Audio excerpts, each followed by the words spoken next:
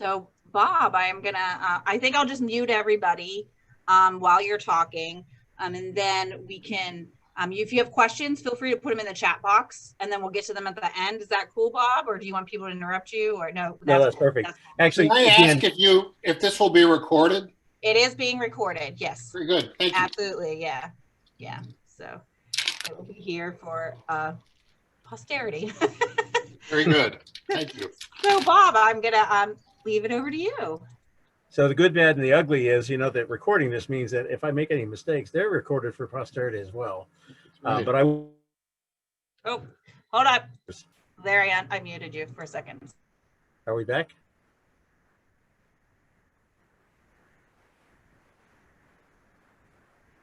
Looks like I'm unmuted now. Okay, very good. So anyway, I picked up on this story many years ago, and I'll tell you a little bit about my background before we get into Cassin's story. My background, obviously, as I told the family, is that I started in the Navy in June of 1972. I was enlisted, kind of in a hurry to get out. I was really tired of everybody telling me what to do with my life. So I joined the Navy, of course. They can't give me credit for being too smart, but I found out pretty quickly that the Navy is very rich and very strong in tradition and in heritage. I sort of knew that going in because I come from a Navy family. My grandfather was a Navy man from World War I. My dad was a Navy man in World War II. And of course, I joined during the Vietnam era. During my high school years, I read just about every book about the Navy that I could possibly get my hands on. And it wasn't a tremendous amount at that time, but they were some of the traditional collections that you would find. You found a lot of things about the war in the Pacific, and that's been my major focus of study over the years. When I retired from the Navy in 1994, went into civilian work and did a number of different jobs, but I've never lost my passion for doing research and for answering questions about the Navy that maybe didn't get the same amount of depth that they should have. So once upon a time, I found this book in a used bookstore, and it was kind of an interesting book. It was written in 1944, and it was Submarines of the U.S. Navy. Now, what's interesting about it is in 1944, we were still at war, so they were very careful about things that they would have published about submarines. Most of the details are pretty generic, and it's not something that someone who was either part of the Axis or the Japanese Navy could pick up that book and translate it and use for any purposes. But right towards the end of the book, after they've talked about the progression of submarines from the very beginning to the submarines that were being used during World War II, a picture shows up. And it was kind of an interesting picture, and I'll talk more about that picture in a couple of minutes, but it was a picture of a Navy captain being awarded a Medal of Honor. And that Navy captain, of course, was Cassin Young. And that Medal of Honor was being awarded for heroics that he had done during the naval battle at Pearl Harbor. So that's kind of where this story started, is because when I looked at it, I had been studying stories about submarines. In fact, I have a blog that I write called The Lean Submariner, and The Lean Submariner's got about 900 stories on it. And of those 900 stories, about probably 3/4 of them are submarine stories or Navy-related stories. So I'm pretty versed in submarines, and I said, this guy has dolphins on.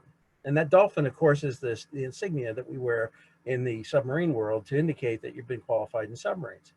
And I had never read anything about him being in submarines. In fact, when I started looking into it, when I got really kind of curious, I found out there really wasn't all that much about him that you could look up online. You can go to the Wikipedia page, you can go to the Medal of Honor page, and you can find certain pieces, but you don't really know very much about the man. And that's what really kind of struck my curiosity more than anything else. So about 7 years ago, I started doing as much research as I possibly could. I actually had tried to reach out to the family through Ancestry.com and didn't get any responses. So my bad for not following through that. And I'm so glad to see so many of you guys on board tonight. And maybe we'll have some chance to kind of get some things kind of cleaned up and cleared up as we go through. But what I did was, there's a Library of Congress has this awesome website, and it goes back and it has every newspaper that's been printed, that's been recorded into this database. It's not every newspaper, but it's quite a few, from Washington, D.C., from New York, from Pittsburgh, from all around the country, dating back into the 1800s.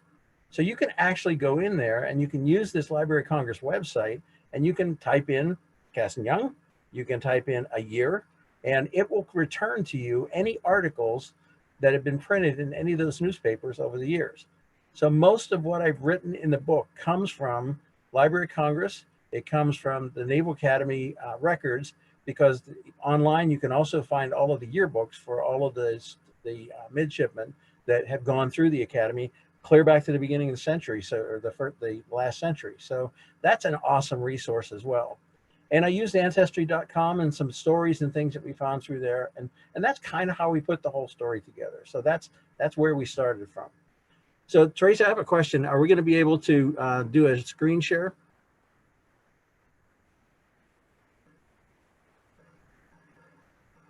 Okay, I need to figure out how to do that from here. I think you need to be able to allow me to share the screen. Unmute is so helpful.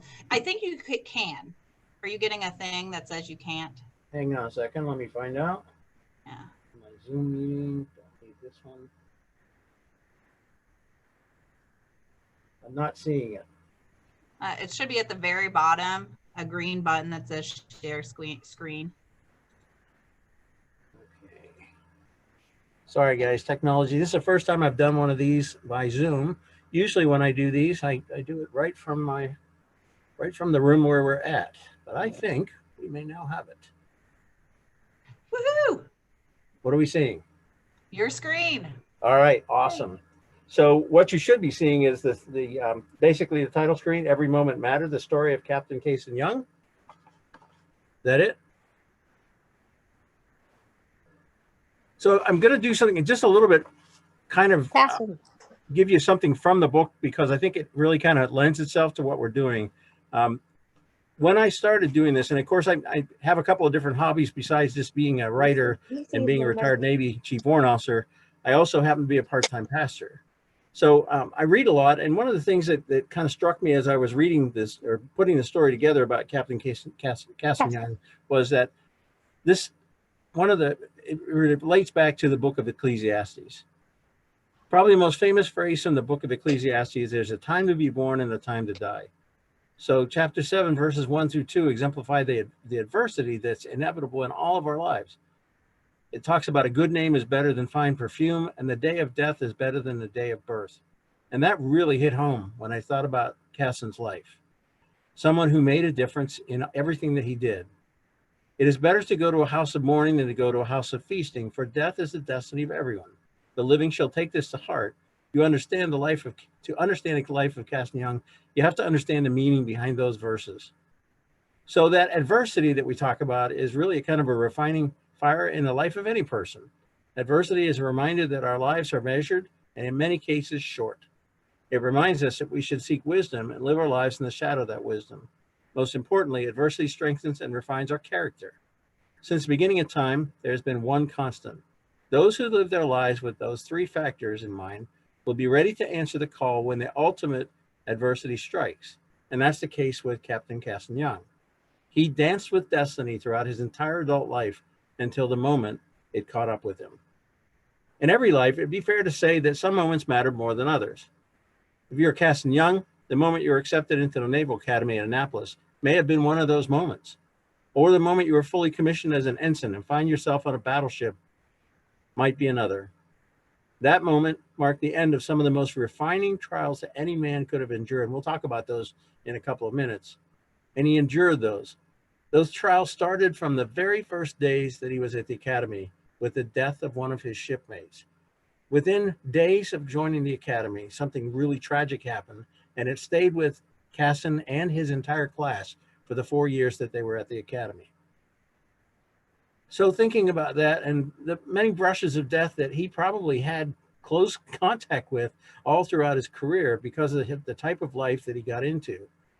The moment you find the love of your life, and the moment you tell her a few months later that, oh, by the way, the Navy's going to send us to a very small isolated base in the tropics filled with all of the challenges that early pioneers would have faced, and there will be very few comforts to reward you for that sacrifice. I can't imagine having to tell my wife, although I did tell her that once or twice during our Navy career that, oh, by the way, honey, we're getting transferred from Hawaii to Scotland, and we have to go like in 2 weeks. The moment you take command of your first submarine and realize that the boat and all of the men assigned to it be looking to you for not only guidance, but for that rarest of all traits, leadership. In less than a moment, the assignment's over, and you board a ship with your bride and your new son, and you travel on to new adventures. Together, you travel to both coasts of the United States and eventually to the paradise of Hawaii. You crisscross the continent and the oceans, pursuing a Navy life. It consumed many moments, but each had its purpose. Each led you to your destiny. The life of Cassin Young was filled with all of these moments and many more.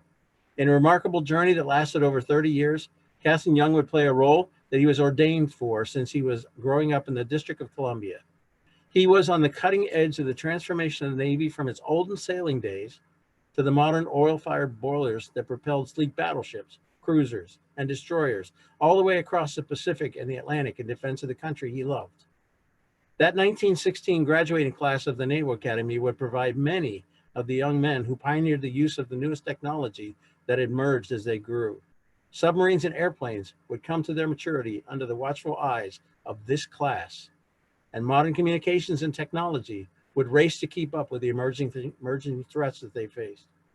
So while all of these things were taking place, circumstances in a far eastern corner of the world were transpiring that would eventually lead to a collision of the two worlds. As Cassin Young was learning how to be a Navy man, the Japanese were building a Navy of their own.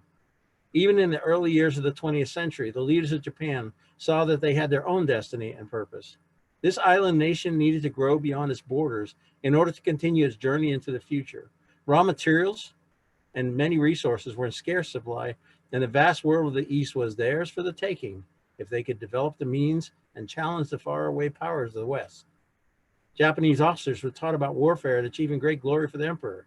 Battleships and cruisers on both sides of the ocean were being planned and built that would come to a climax in a fateful night in a place called Iron Bottom Sound. As the rivets were hammered into place under these mighty ships, no one would be able to see how they would eventually end up being a part of the battle that changed the course for the war. Cassin Young's journey was anything but routine. Each assignment played a key role in preparing him for that calm Hawaiian morning when he found himself in command of an unexpected assignment. Submariner, tin can sailor, squadron commander, battleship sailor, warrior. Yet he found himself on that morning on December 7th, waking up in a beautiful Hawaiian sunrise far away from his beloved wife and children. As the day would transpire, he probably thought of them safely tucked away thousands of miles in California when the chaos and destruction around him began. But his main thoughts, based on all of the recorded actions, were saving his ship and the men assigned to his ship. That single moment that mattered had happened on the day he graduated from the Naval Academy, when he raised his right hand to take the sacred oath to support and defend the nation he loved. That moment defined the remaining years of his life and sealed his fate on a moonless night near Guadalcanal nearly 30 years later. This story is a tribute to a sailor, a man who lived the essence of the United States Navy of the early to mid 20th century in a life that was cut short entirely too soon. A man I never met, but I've studied and researched for years in a small attempt to make something right. The words written about his one moment in time were captured in the Medal of Honor citation that was presented to him on the deck of the USS Vestal by Admiral Chester Nimitz. The words written in this book talk about all the remarkable moments the country has never known and why they all made a difference in the history. I'm very grateful to my wife, who has been very patient with me as I spent a lot of time digging and digging and digging. And I hope that the rest of this story will make it worth the while for those of you who are watching tonight.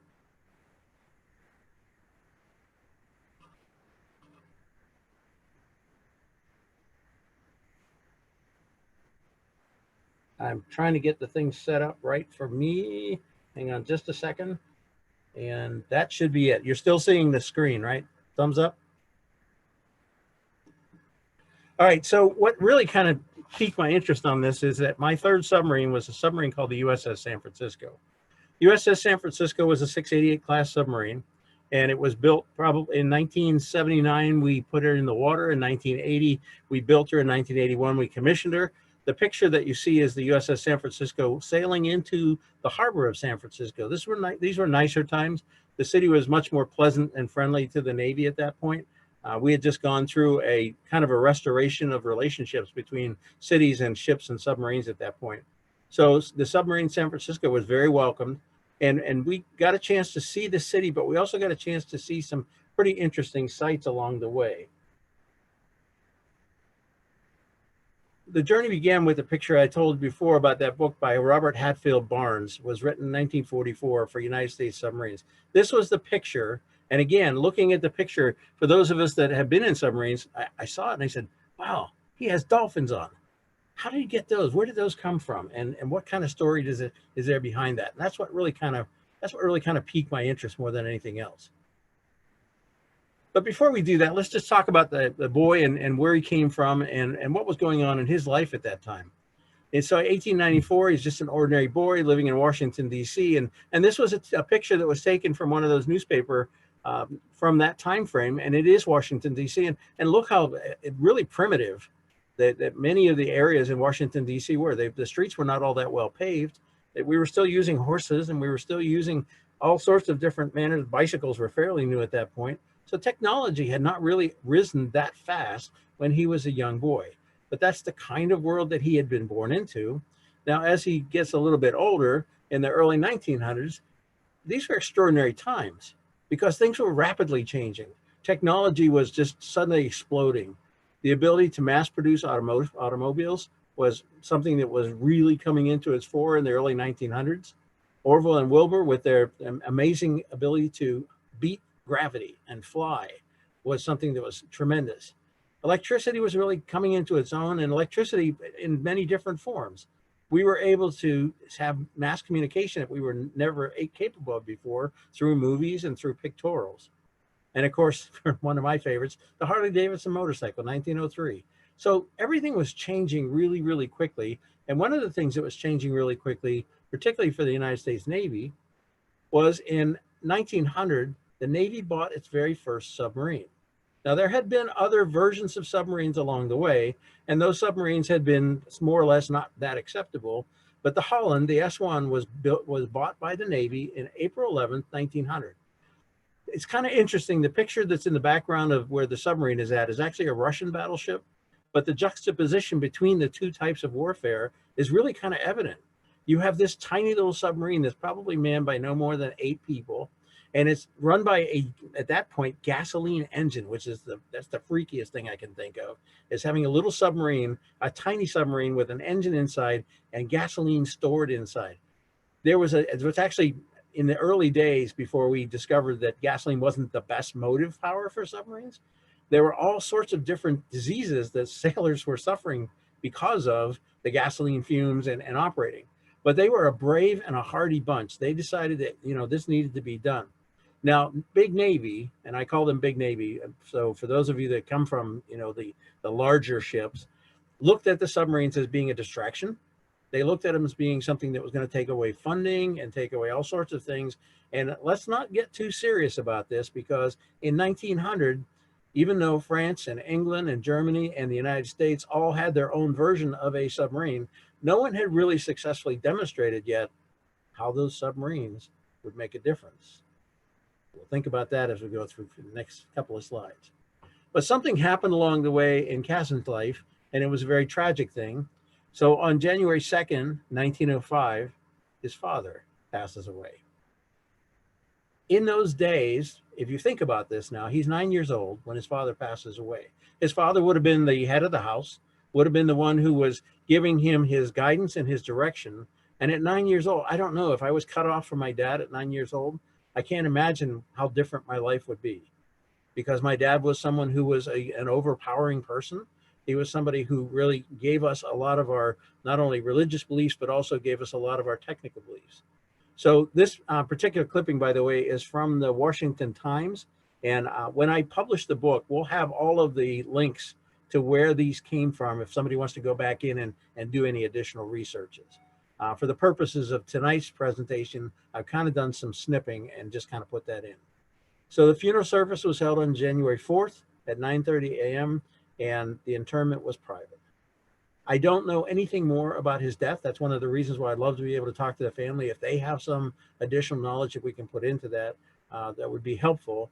But for me, that was the first stunning thing was when I started doing the catalog. Because what I did was I essentially set up a timeline, and I did from the moment that Cassin was born until the day that he died. And I tried to fill in blanks all the way through.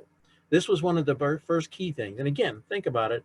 In 1905, the family was very centric to how people were raised. So losing your father that early had to have been a big impact on him. But I believe that he overcame that.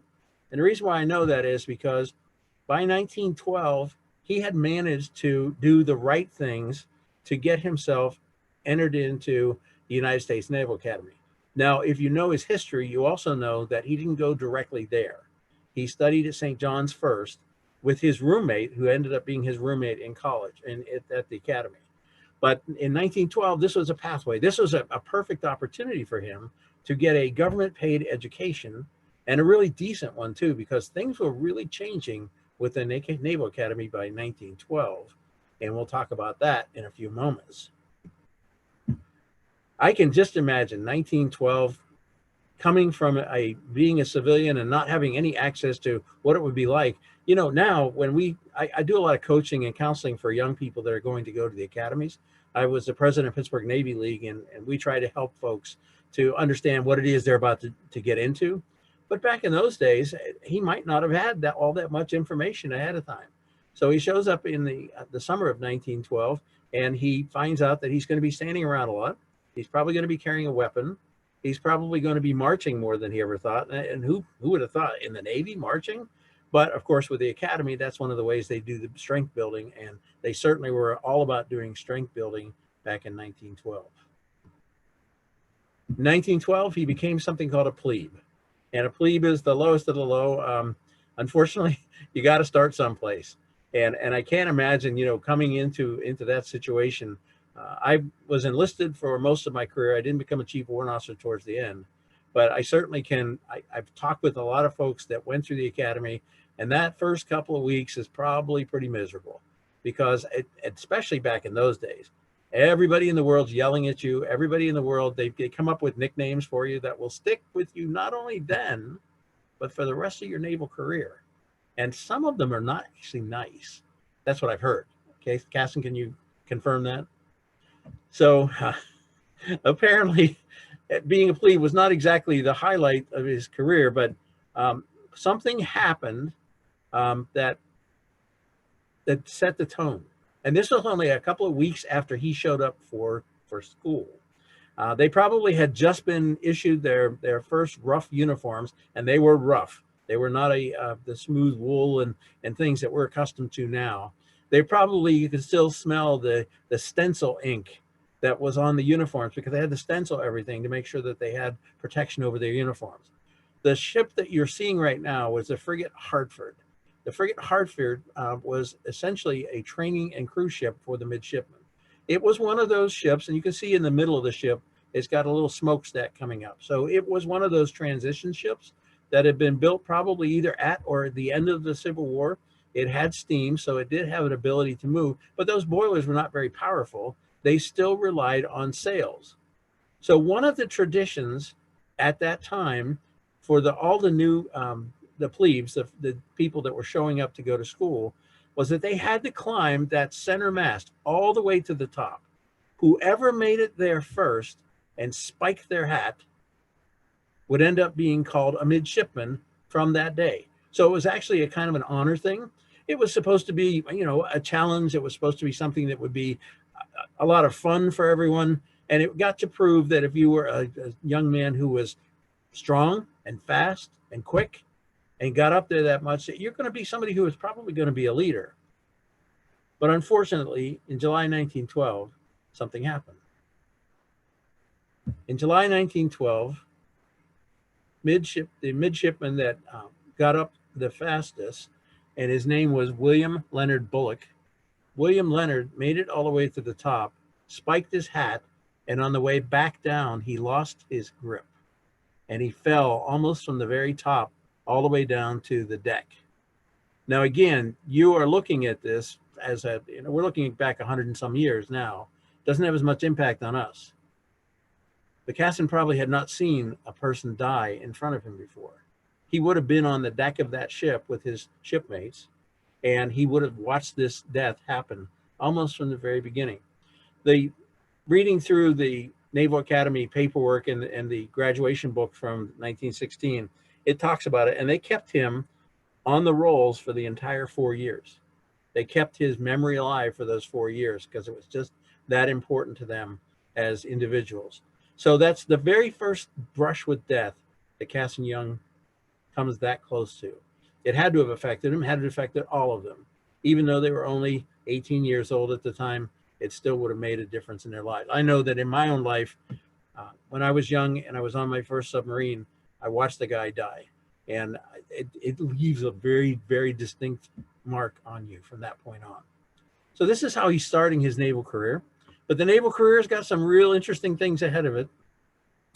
First of all, he's going in at a time, and this is all in the book, and it goes into a lot of stuff. I'm not going to get into the weeds too deeply on this, but they were changing the whole process of what the Naval Academy was about. Because prior to this time, prior to 1912, the Naval Academy is really about preparing people to become sailors and preparing them to become navigators. Engineering was just then starting to kind of creep in. They really didn't even have, up until that class, they didn't have a class on electricity. Now that's huge, because from 1912 on, all of the ships that are being built will be based on electric controls. So having an understanding of those is incredibly important. So the curriculum is changing really quickly. The gentleman that you see here, Captain Gibbons, Captain Gibbons is actually one of the guys who's trying to reform the academy, because the academy had a lot of problems at that time. I know this has never happened since then, but at that time they had a lot of cheating. They had people who were finding ways to get the answers to tests and cribbing them. And they were also finding a lot of hazing for some reason. I don't know what that means, hazing? Anyway, it was really out of control. The seniors were taking the plebes and then making their lives just bloody miserable. So Captain Gibbons wanted to have a more professional Navy. It really kind of met more along the lines with what the Navy was trying to do at that point, which was become more technically proficient and get away from some of the old school stuff. So he had the horrible job of being one of the people who was trying to bring all of this back in control. And it wasn't just the midshipmen, by the way. Remember that many of the teachers at the Naval Academy actually were from the Naval Academy. So it was something that was generations old that this gentleman's coming in and he's trying to make some changes. Well, our class, the class of 1916, which is where Cassin will end up, did do all of their cruises, which is really kind of interesting if you think about it, because 1912, no problem. They did a cruise on the East Coast. Even 1913 was not that big of an issue. But 1914 became an issue, because in August of 1914, the world started going to war. In August of 1914, the Germans, the British, and the French, and everyone else in between started going to war. So by the year 1915, as they're getting ready for their next cruise, they actually had to cancel the cruise that was originally scheduled. Kind of disappointing for Cassin, because, and you'll see in a couple of moments, Cassin was kind of he liked to travel. He liked Europe. And even in his snippet that they have in the Naval Academy graduation book for his year, it talks a little bit about that. In fact, there it is. It says, Teddy is a cute little devil. Teddy. I'm assuming you guys all knew that his nickname was Teddy. I didn't. So that was one of those little discovery things as well. And it talks about who he was. It's kind of interesting. You have to read through these things, because I think sometimes they're written in code. And when I read them, what it did was it told me a little bit about the young man who was about to graduate from the Naval Academy. He came with his friend Dutch. The two lads had seen Army life at St. John's, and they decided to try Navy life at the Academy. Well, St. John's was a preparatory school. A lot of times when your grades weren't quite good enough, or maybe you didn't have the sponsorship that you needed, they would send you to St. John's first, and that was kind of a launching point to get into the Academy. So here's some nice description things about him. Teddy, with his dark eyes and olive complexion, could not be else than a fusser. He fusses spasmodically. I have no idea what that means. That's going to be one of those conversations that we might be able to have at some point in time with folks that have actually been through the Academy. But it talks about the cruises they made. The final part, though, is Teddy was made to enjoy life. That is, while he is young. But someday he'll grow up, and his abilities, which in here were at times obscured by his indifference to mere matters, such as regulations. I wonder what that means, Cassin.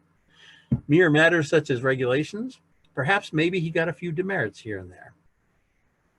The prediction is, though, that he will get the confidence that his abilities deserve. As I've read the rest of his life, believe me, oh, I see it. That's great. As I've read the rest of his life, believe me, he more than grew into the position.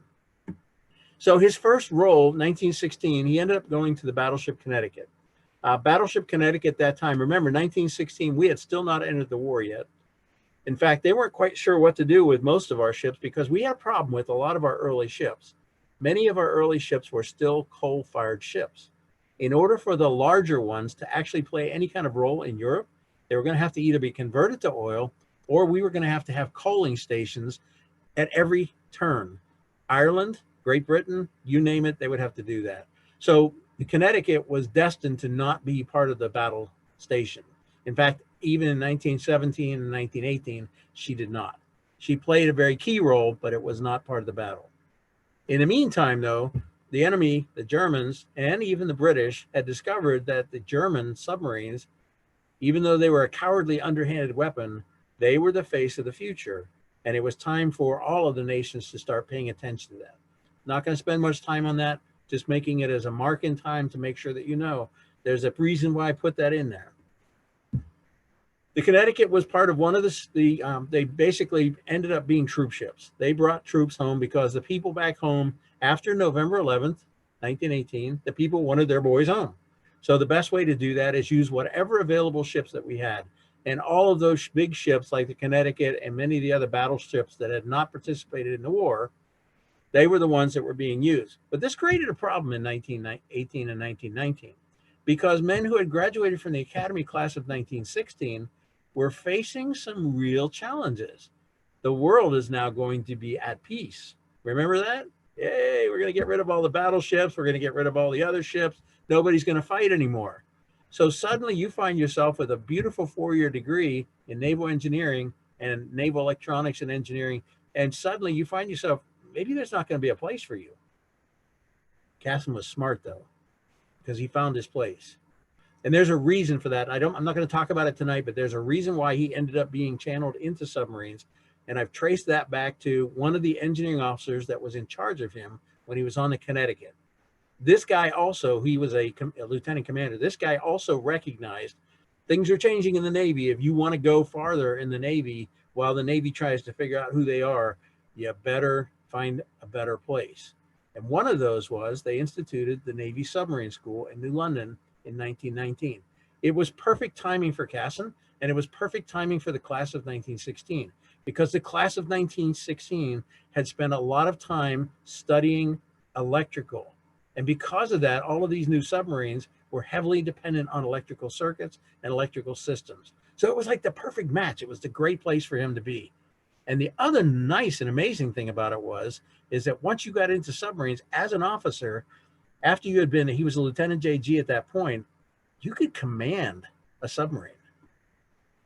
So the lessons from the Great War basically were that submarines were going to be an integral part, that we better learn from the Germans really quickly. We better make sure that we're building the best submarines.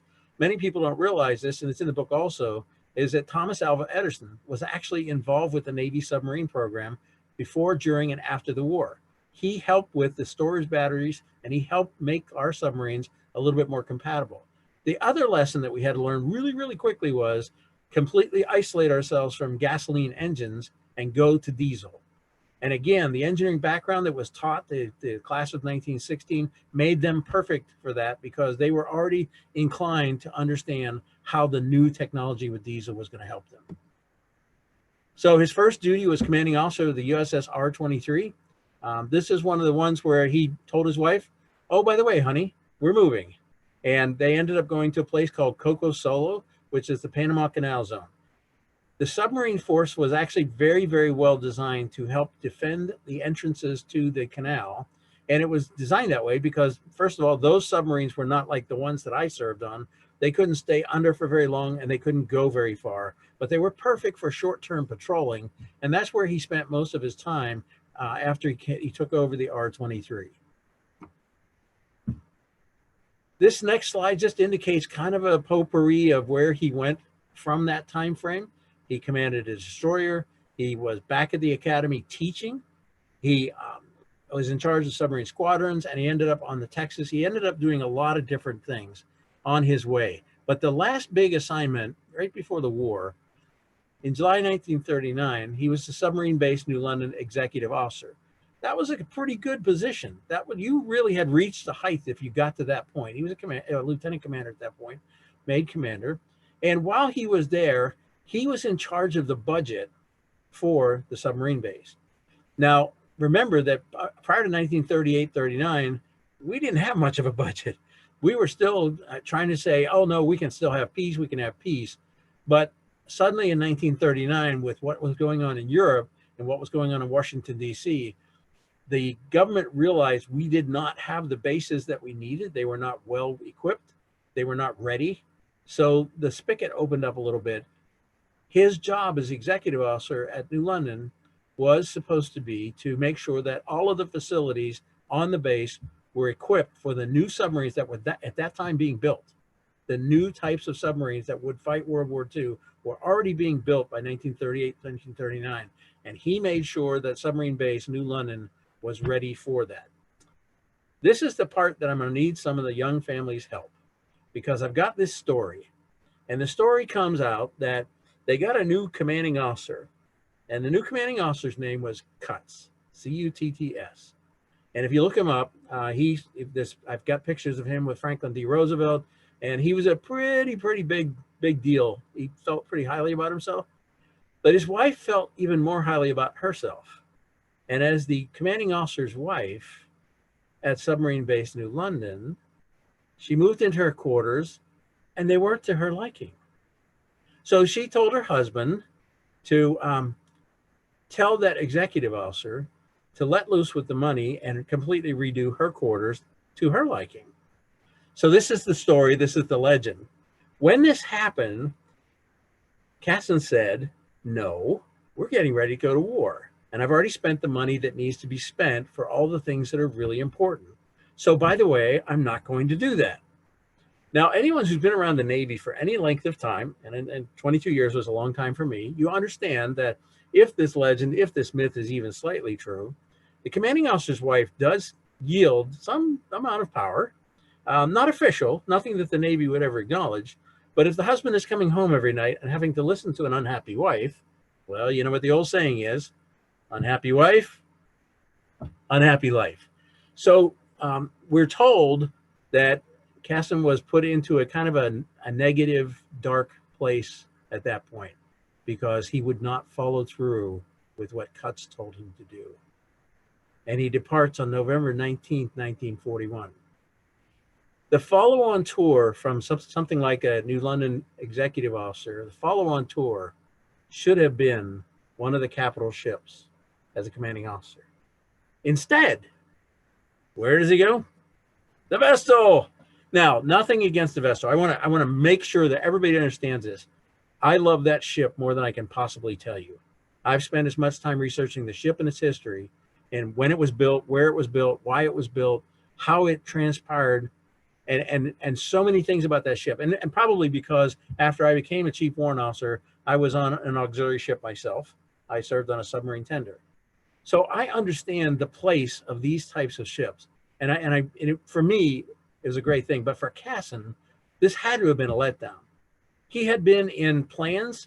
He had been in communications. He had done all the things he should have. He punched every ticket all the way through. And this one incident that put him on board the Vestal should have it was like, you're going to go there and you're going to end your career. November 19th, 1941. He shows up at the Vestal. The family is still in California. They're going to stay there. He had not planned on bringing them out. He planned on doing his time and probably, and again, I'll ask the family if they have any proof of this, he probably was just going to do the rest of his 30 and then just finish. You're done. That would be fine. But something happened along the way. Something happened called Pearl Harbor. In Pearl Harbor, all of a sudden, the whole world changed. In moments, in mere moments, the whole world changed. This is the plan of the day for the day of Pearl Harbor. This is the plan of the day. This is what they planned on doing on December 7th in 1941. Reveille was going to be at 0650. At 0700, they'd have breakfast. At 0800, they would muster on station. Now, the captain is living on board the ship at that point. There's no point to him living anyplace else. He's got captain's quarters. At 8 o'clock, he probably, if maybe he had shaved, I don't know, it was Sunday morning, maybe he hadn't, but he probably is getting ready to go out and kind of review things and check out, see what's going on for the day. Maybe he was even planning on going off the ship. It was a Sunday after all, but something happened. Everything changed because after 8 o'clock, the first wave of Japanese aircraft came roaring down into Pearl Harbor. When that happened, the battleships were neatly aligned and the vessel was in her place outboard of the Arizona. The reason why she was there is because she was supposed to get ready to do some repairs to the Arizona. It was a scheduled planned upkeep over a period of time, which is why they would have been out there. But to a Japanese dive bomber coming in at 400 miles an hour straight down, she probably looked just like another battleship, which explains why the vessel took several hits alongside the Arizona. During that time frame, the Arizona was on fire. The harbor was covered with oil and muck. It didn't take long because once those blisters got broken open, once that oil started seeping out of all of those large battle wagons, and they carried millions of gallons of bunker fuel, it would have started spreading out across the water. I point that out for a reason, because we all know what happened that morning. Cassin went topside. His experience as a submariner, he probably had fired the 3-inch gun that sat on top of the vessel as a young JG. He was going to go up there and make sure his ship could do everything it could to defend itself because everything was so chaotic at that point. And at one point, he was blown over the side. I have never been blown over the side of any ship. I can only imagine from reading the things that I've read what that would feel like. The percussion, the feeling in your body, the fear, and all of a sudden you find yourself swimming in Pearl Harbor. I have swum in Pearl Harbor. I was stationed there 3 times. I'm very familiar with it. The water is actually cold in December, and the water is not very friendly. You've just been blown over, probably on your back. Thank God you didn't hit anything with your head. Somehow, miraculously, this incredible man finds the strength and the courage inside of himself to swim back to a ship, by the way, that is currently on fire, sitting next to the Arizona. And he knows, because he was a battleship sailor, he knows how many millions of rounds of ammunition, not that many, but thousands of rounds of ammunition are sitting just below the waterline in the Arizona. He probably knows that the Arizona's clock is ticking rapidly.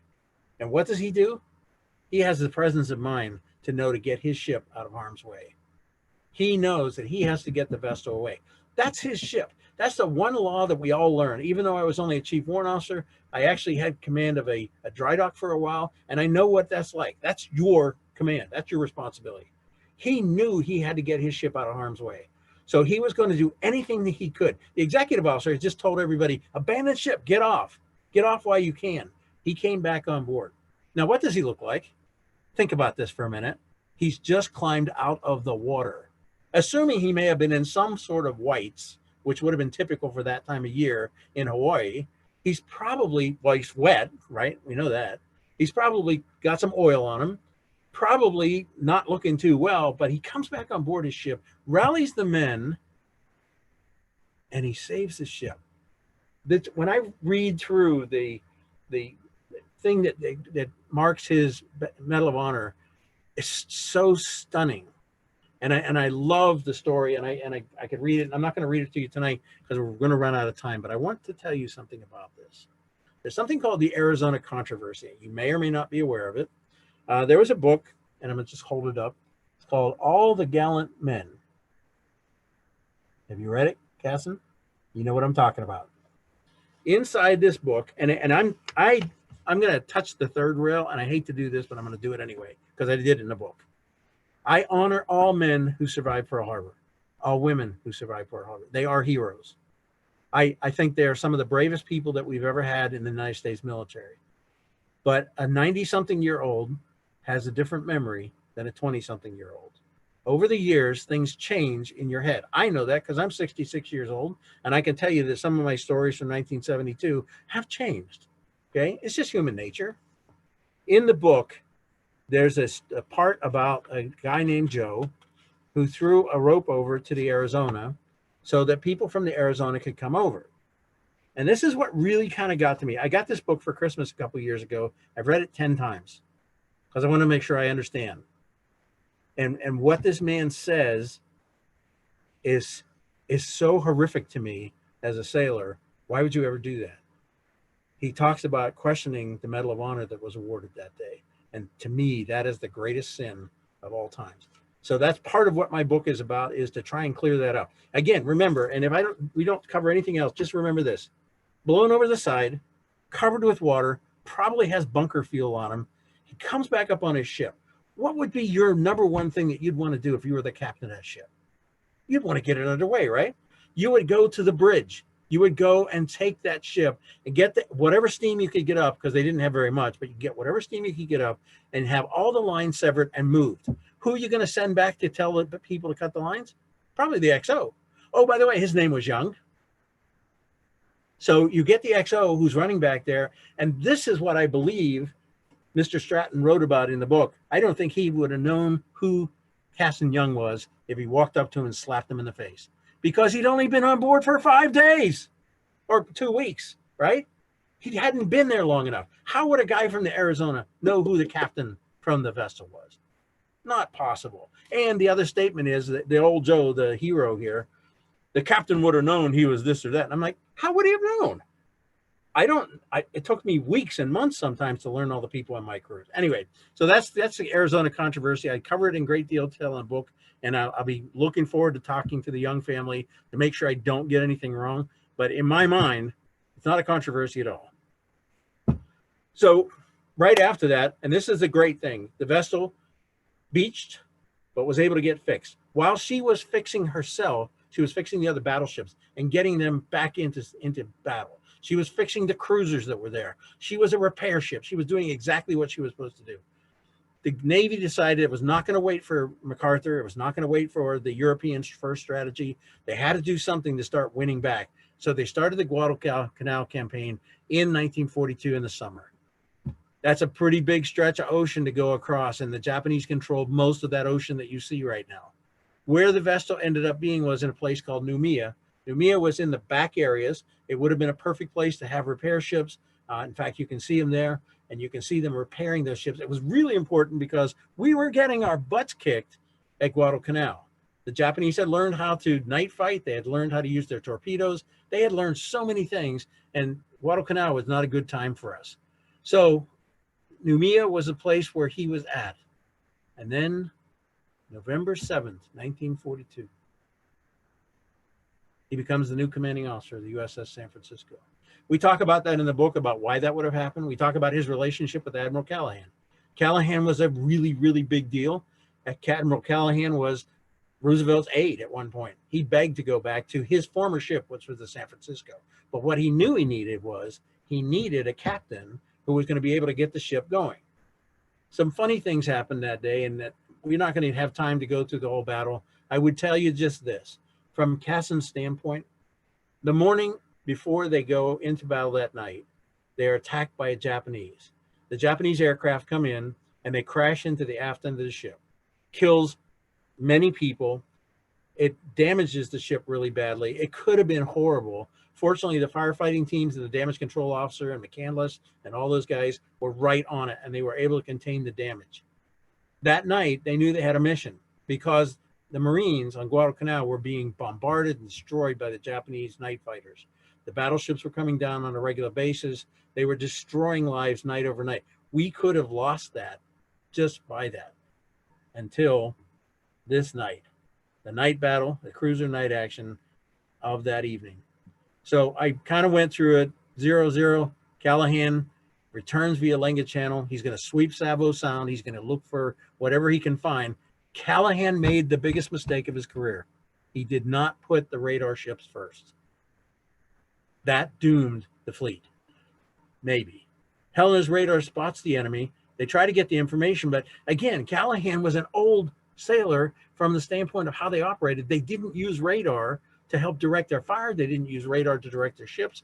It was a complete travesty the way it was going. But he was going to ride right up in there and he's going to stop it. He didn't realize he was going up against 2 Japanese battleships. First, they run into the destroyers. Then the Japanese destroyers sight the American ships, and all hell breaks loose at that point.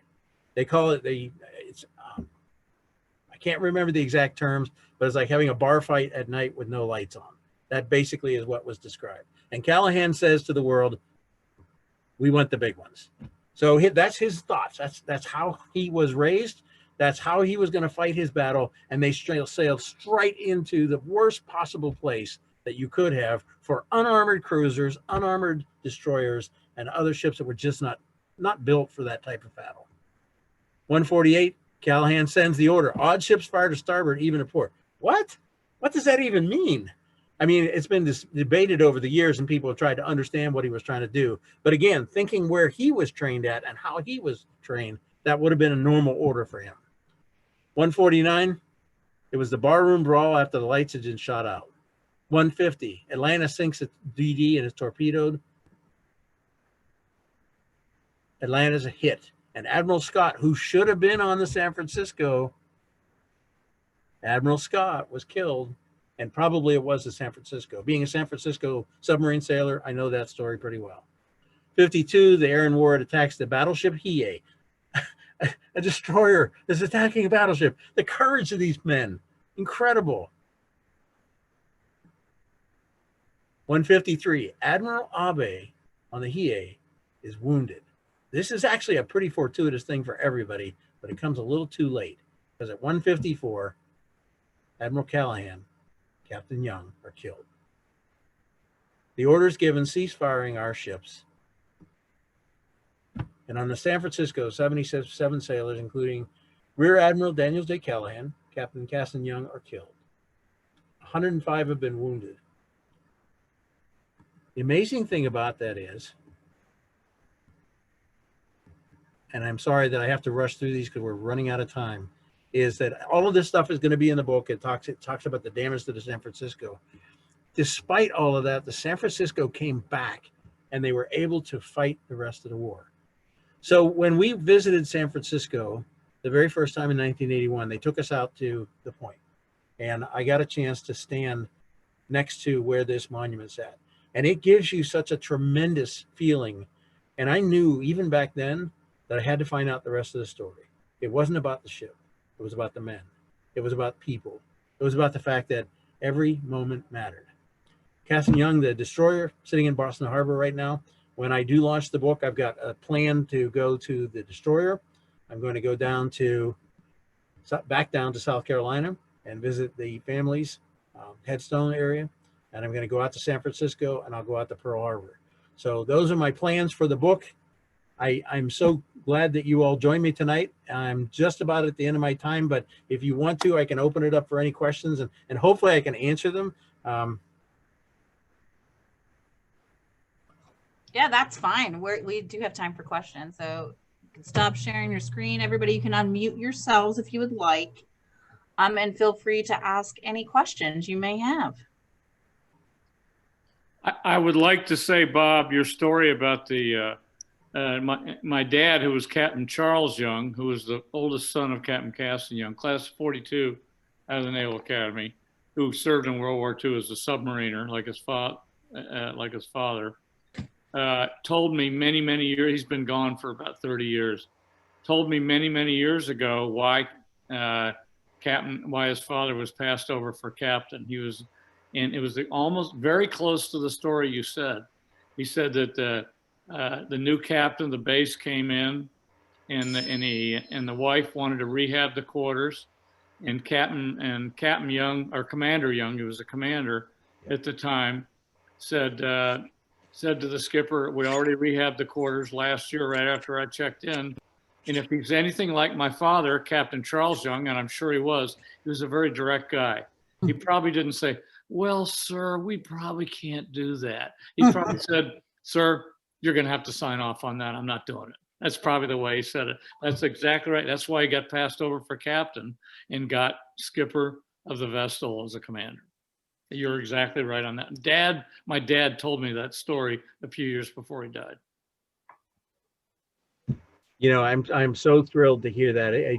One of those things that when you write pieces into your story about that, and you don't have direct knowledge of you guys, you take a little bit of a risk. But I felt strong enough about the story, and because he was a submariner, we are some of the most ornery people on the face of the planet. So I know. I can see that. My dad could be that way. Not really. I bet he was. No, He he wasn't. couldn't. No, he really wasn't ornery. My He dad was wasn't. not. My dad Was was not? actually Okay. not ornery. He was a different guy. Oh, He was a sweet guy. But my dad was a World War II submariner, and then he was skipper of a fleet boat, and then he was commander of the U.S. Believe it or not, the USS Thomas Edison. So your notes about Edison, we know Edison's granddaughter, who was the sponsor. There's some great wow. stuff. We got to talk. We got a lot. Yeah, we definitely have to talk. I have some room to move on that because I really would like to be able to cover a little bit more of that. I don't want to just end the story with the tragedy that happened on the 13th. Obviously, there's much more to the story. You guys are the blessing. You guys are the amazing thing. I've got some more stuff about December 7th. Too. Okay. He was going to go to 8 o'clock mass and then go play golf. Oh my goodness, that's great. Hey, Marianne.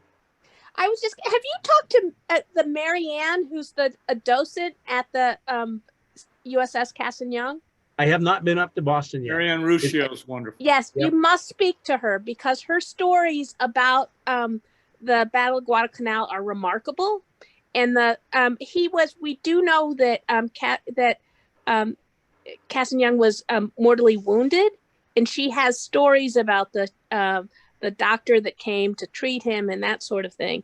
And so it's fascinating. That's a fascinating story. The other thing I wanted to add, so like Cass said that, our dad was the class of 42. Well, our mom died 6 months before his 50th reunion.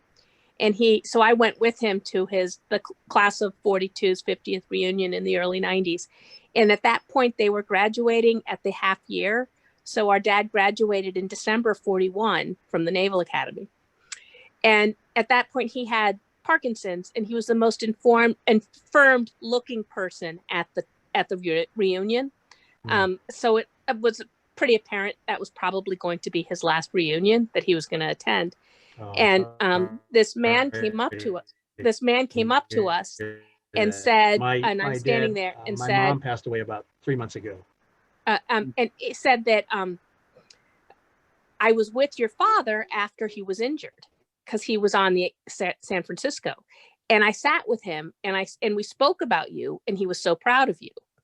And afterwards, when I watched this conversation, the two men looked like they were 20 years old. I wish I could draw, because I would have I could draw these 72-year-old men that suddenly became 20 years old. And after the conversation, my dad said to me, I've seen him many, many times, and he's never told me that story. So that's just the war. They didn't talk about these intense experiences at the war, but he told my dad that story because he knew he wasn't going to see him again. And he knew that he had to tell him about his experience with his dad. So isn't that interesting? It is. So Yeah. when we decommissioned the USS San Francisco, the submarine in San Diego, the communications officer from the squadron, his last name was McCandless. Mm-hmm. Really? Oh, that's Yes. awesome. And his wife was the granddaughter of the other gentleman who helped to save the San Francisco. They somehow managed to find each other in the Navy, and they got married. Wow. So Wow. that was I think 3 years ago. We were out in San Diego, because when I met them, I said, yeah, McCandless. I said, that name is really like, that's San Francisco all over it. And he said, yeah, that was my grandfather. And then she was the comms officer for squadron, and she also was the granddaughter of the other gentleman whose name I can't remember right now. Sean was the other Yes. So they married each other, and I'm like, Wow. Amazing. that's crazy. That's Yeah. insane.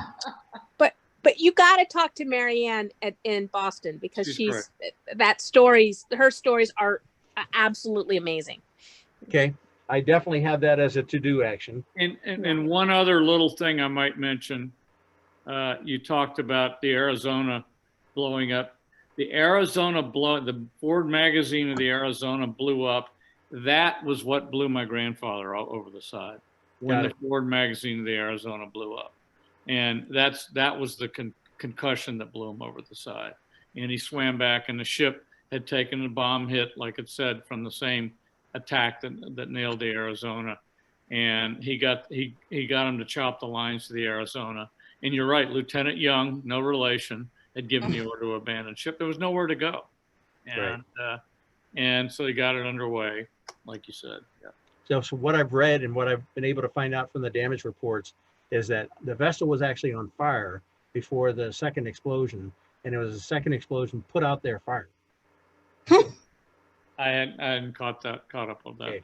We'll have to talk about that, because I have some documentation that goes along with that. Sure. Because they were You've done better literally. research than I ever did. Oh my Lord. I have lots of original stuff in all the newspapers and stuff. We got to get together, maybe physically at some point. I would be thrilled to do that, and I'll come to you. That'll be I fine. love it. That'd be fine. Yeah, And Bob, it's a great place. Then you get to go to the museum where we have the Medal of Honor. This Medal of Honor at the museum here too. That would be awesome. I put Bob's email in the chat, so if you guys want to Oh, good. grab that. Yeah. Yeah, reach out to me soon. I'm in discussions with a couple of different publishers, but I really would love to be able to flesh out some of these details and just make it an honor and tribute to the family and to him. Do you feel any pressure being the guy that was named after him? No, I've never felt pressure. I felt, and I honestly didn't do enough with it early on, but in the last 15 to 20 years, I've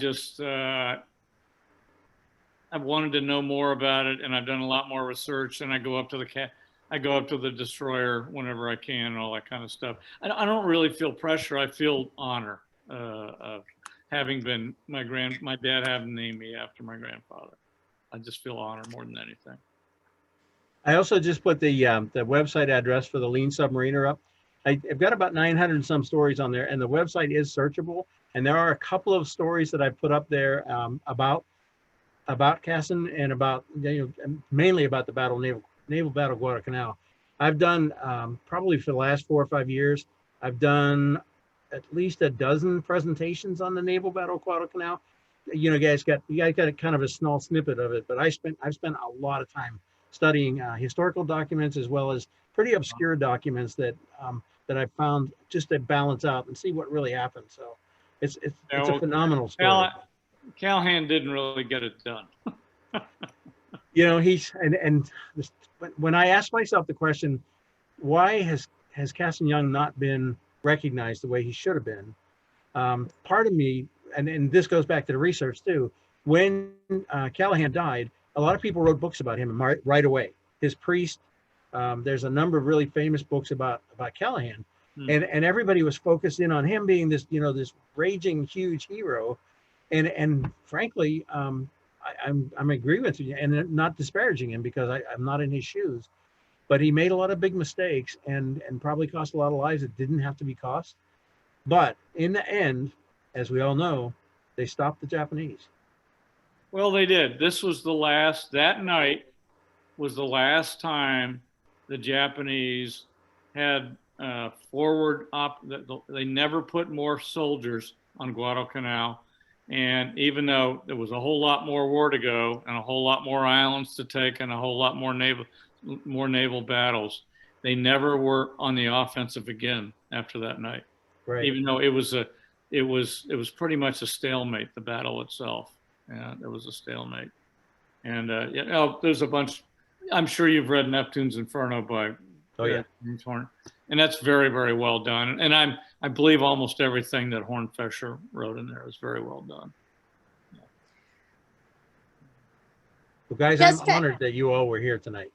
Thank you. Yeah. Because of your interest in submarines, our dad was on the USS Drum during World War II. Okay. And the Drum is on dry dock next to, is it the Alabama? Dry land next to the battleship Alabama. I've been on the Drum a couple of times. Yeah. So that was, our dad got his Silver Star for his time on the Drum. Right. As an attack officer. Yep. Yeah. Yep. My poor wife has to put up with the fact that we do a lot of historical tourism.